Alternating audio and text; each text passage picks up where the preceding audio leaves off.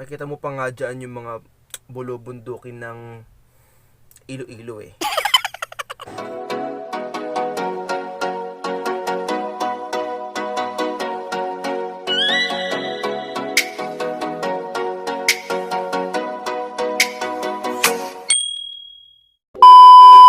What's going on guys? ProjectJohnRey here and welcome back to my channel. I would like to congratulate Rabiya Mateo for winning Miss Universe Philippines 2020. First time ko lang siya nakita sa Philippine pageantry. Kasi hindi ko siya nakita sa Binibining Pilipinas eh. Pero I'm not sure if nag-join din siya doon. Pero ganun pa man, ang ganda ng performance niya. Like, ang ganda ng gown. Kaya naman, as a fashion illustrator myself, hindi ako magpapahuli na i-drawing yung gown niya. Kung hindi nyo natatanong, ilonggo din kasi ako guys. Kahit hindi ko sabihin, obvious naman na ilonggo ako. Nakikita mo pa nga dyan yung mga bulubundukin ng IloIlo eh. I would like to give credits to the owner of these pictures. Yeah, I think these pictures are the best reference for my illustration today. Yan naman, without any further ado, let's get started.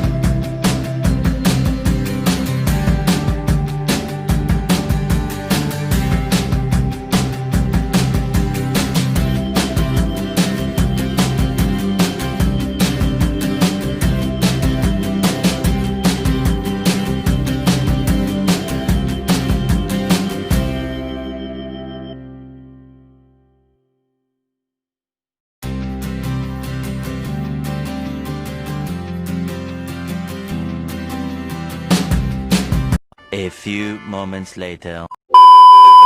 So that's it for today's project, guys. I hope that you love our video today. And if you haven't subscribed to my YouTube channel and you love fashion illustrations, arts and crafts, and some sort of, please consider subscribe and do not forget to ring the notification bell for yourself to get updated on my next project. Well, message me either on Facebook or Instagram, whatever you're comfortable to use. But I will definitely reply to your messages. Besides, I do love to talk with random people. As long as you guys are so nice, I'm not gonna ignore you. So have fun doing your own project, and I'm gonna see you next time.